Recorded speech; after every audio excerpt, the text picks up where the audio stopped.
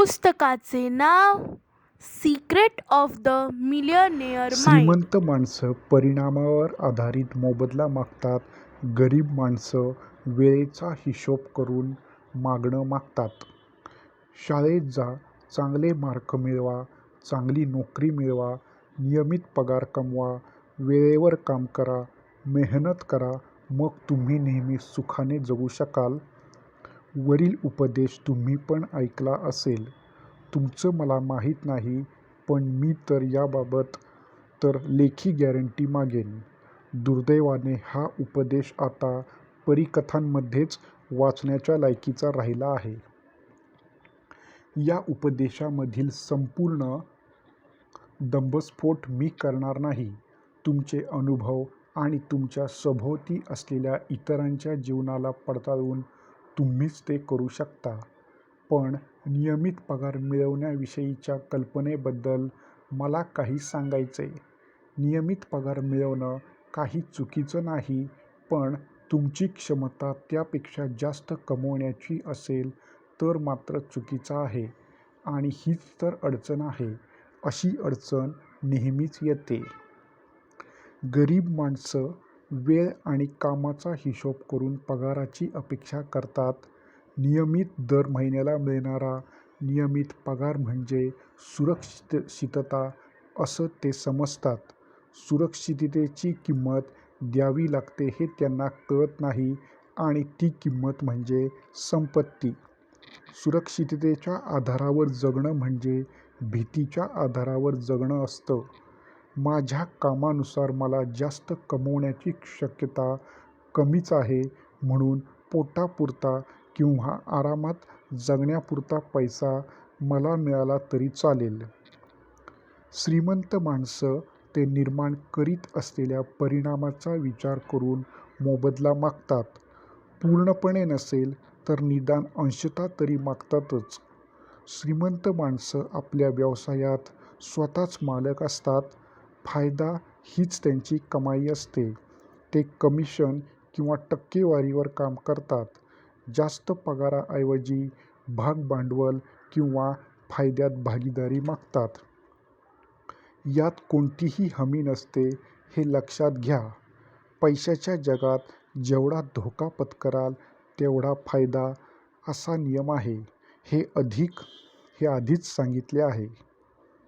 श्रीमंत माणसांचा स्वतःवर विश्वास असतो.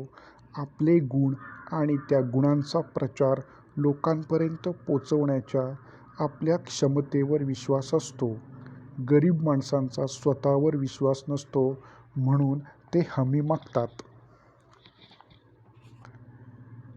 एक जनसंपर्क सल्लागार असलेली महिला मला म्हणाली की तुम्ही मला महिन्याला $4,000 द्या. मी म्हणालो, त्या बदल्यात मला काय मिळेल? ती म्हणाली, मीडियामध्ये तुमच्यासाठी कमीत कमी $20,000चं कव्हरेज मिळेल. मग मी विचारलं की तेवढं कव्हरेज मिळालं नाही तर ती म्हणाली, मी तुमच्यासाठी प्रयत्न करण्यासाठी वेळ देत आहे, म्हणजे मला तेवढे पैसे मिळायला हवे.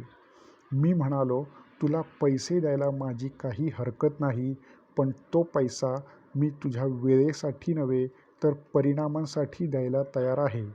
त्या बदल्यात मला तेवढाच फायदा मिळायला हवा. तो मिळणार नसेल तर मी तरी का म्हणून पैसे देऊ? त्यापेक्षा तू माझा प्रसार करून माझा जेवढा फायदा करून देशील त्याचे 25% कमिशन देईल. तुझ्या हिशोबाप्रमाणे मी तुला 10,000 देईन. तुझ्या 4,000पेक्षा ही रक्कम अडीचपट जास्त आहे. तुम्हाला काय वाटतं, ती तयार झाली असेल? नाही. ती दरिद्री होती का? हो, आणि ती आयुष्यभर तशीच राहील किंवा श्रीमंत होण्यासाठी फायद्याच्या बदल्यात मोबदला द्यायला हवा हे तिला समजत नाही. तोपर्यंत तरी ती तशीच दरिद्री राहील. गरीब माणसं पैशाच्या बदल्यात आपला वेळ देतात, पण अडचण अशी आहे की वेळेला सीमा असते. म्हणजे याचा अर्थ असा आहे की संपत्तीचा पहिला नियमच तुम्ही तोडत आहात, जो म्हणतो आपली कमाई केव्हाही सीमित ठेवू नका.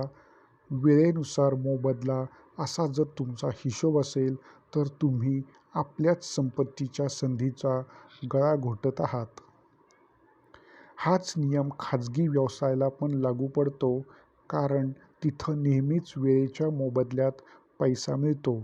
म्हणून वकील, अकाउंटंट आणि सल्लागार जे अद्याप त्यांच्या कंपनीमध्ये भागीदार नसतात आणि त्यामुळे धंद्याच्या नफ्यामध्ये भागीदार नसलेले असे अनेक जण ठराविक सामान्य नियमित कमाईच मिळवतात. समजा तुमचा पेनचा धंदा आहे आणि तुम्हाला 50,000 पेनची ऑर्डर मिळाली. तुम्ही काय करता? तुमच्या सप्लायरला 50,000 पेनची ऑर्डर पाठवता आणि ती गिऱ्हाईकाला पाठवून त्यातला फायदा मिळवता. दुसरीकडे समजा तुम्ही मालिश निष्णात आहात. नशिबानं तुमच्या दुकानासमोर 50,000 लोकांची रांग लागली आहे. सगळ्यांना तुमच्याकडून मसाज करून घ्यायचाय, तर तुम्ही काय कराल? तुम्हाला वाटेल, आज मी पेनाच्या धंद्यात असतो तर आता तर आत्महत्या करण्याशिवाय दुसरा उपाय नाही, कारण त्या रांगेतल्या शेवटच्या माणसाचा विचार करा. त्याला तुम्ही आजपासून 40 वर्षांनंतरची अपॉइंटमेंट दिली आहे. खाजगी व्यवसाय करणं चुकीचं आहे असं मी म्हणत नाही, फक्त त्यात योग्य तंत्र वापरल्याखेरीज झटपट श्रीमंत होता येत नाही. आमच्या सेमिनारमध्ये असे बरेच जण आहेत ज्यांचे पगार तासावर आधारित आहे. ते नेहमी कुरकुर करतात की त्यांना जेवढा मिळायला हवा तेवढा पगार मिळत नाही. मी त्यांना विचारतो, हे तुम्ही कोणाच्या दृष्टिकोनातून म्हणताय? तुमच्या बॉसला तर तुमचा पगार बरोबर वाटतोय, त्यापेक्षा तुम्ही या पगाराच्या चक्रातून बाहेर का पडत नाही? तुमच्या कामानुसार तुम्ही पैसे का मागत नाही? आणि तसं जमत नसेल तर स्वतःचा एखादा धंदा का करत नाही? तेव्हा तुम्हाला कळेल की तुमच्या योग्यतेनुसारच तुम्हाला पगार मिळत आहे. पण का कुणास ठाऊक माझा हा सल्ला कुणाला आवडत नाही. आपल्या गुणांचं खरंखुरं मूल्य बाजारात काय आहे हे शोधायची त्यांची हिंमत नसते. कामाच्या परिणामानुसार मोबदला हा विचार लोकांना आवडत नाही, कारण ते जुन्या सवयींमधून बाहेर पडायला घाबरतात. माझा अनुभव असा आहे की नियमित ठराविक पगार घेण्याच्या सवयीत रुतून बसल्यामुळे त्यांना असं वाटत असतं की कामाच्या बदल्यात मोबदला मिळवण्याची हीच एक सामान्य पद्धत आहे. तुम्ही तुमच्या आई-वडिलांना दोष देऊ शकत नाही. अर्थात तुम्ही या सवयीला बळी पडला असाल तर तसंही करता येईल. सगळ्याच पालकांना जरा जास्तच सुरक्षितता हवी असते, म्हणून आपल्या मुलांना सुरक्षित पगार मिळावा म्हणून त्यांची धडपड असते. एखादा नोकरीची धरसोड करत असेल तर त्याचे पालक त्याला विचारतात, तू नियमित पगाराची नोकरी केव्हा करणार आहेस? मला आठवतंय, माझ्या आई-वडिलांनी मलासुद्धा हाच प्रश्न विचारला होता आणि माझं उत्तर होतं, कधीच नाही. तेव्हा आई किती रागावली होती. पण वडील म्हणाले, चांगली गोष्ट आहे, दुसऱ्यासाठी कष्ट करून नियमित पगार घेऊन कुणालाही श्रीमंत होता येत नाही. तुला नोकरी करायची असेल तर टक्केवारीच्या प्रमाणात कर, नाहीतर सरळ एखादा व्यवसाय कर. मी पण तुम्हाला हेच सांगणार आहे. स्वतःसाठी काम करा, व्यवसाय करा, कमिशनवर काम करा, कंपनीमधल्या लाभामध्ये भागीदार व्हा किंवा स्टॉक ऑप्शन्स घ्या. साधन कोणतंही असो, कामाच्या परिणामानुसार मोबदला मिळेल असं बघा. खरं तर प्रत्येकानेच व्यवसाय करायला हवा, मग तो पूर्णवेळ असो नाहीतर अर्धवेळ. याचं कारण असं आहे की जेवढी माणसं श्रीमंत झाली आहेत त्यांचा स्वतःचा व्यवसाय आहे म्हणूनच ते श्रीमंत झाले आहेत. दुसरं कारण असं की धन कमावणं फार कठीण आहे, कारण टॅक्समध्येच तुमचा निम्मा हिस्सा जातो. पण तुमचा व्यवसाय असेल तर बराचसाच पैसा तुम्हाला टॅक्सपासून वाचवता येतो.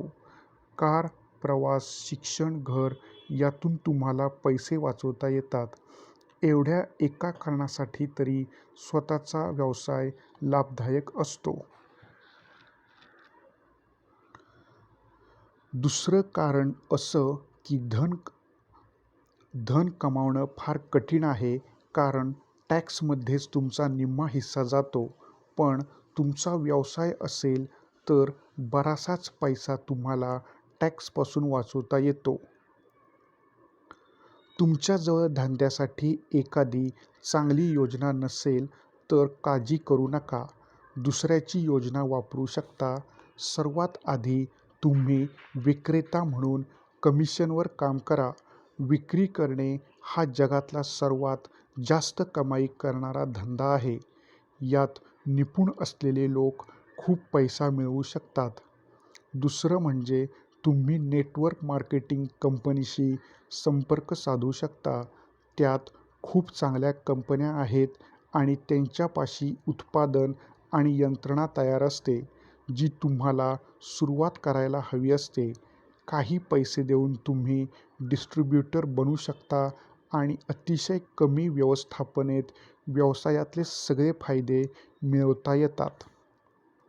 तुम्हाला नेटवर्क मार्केटिंग बिझनेस जमत असेल तर तुमच्यासाठी ते पैसे कमवण्याचं मशीनच ठरेल. पण हा एक मोठा पण आहे.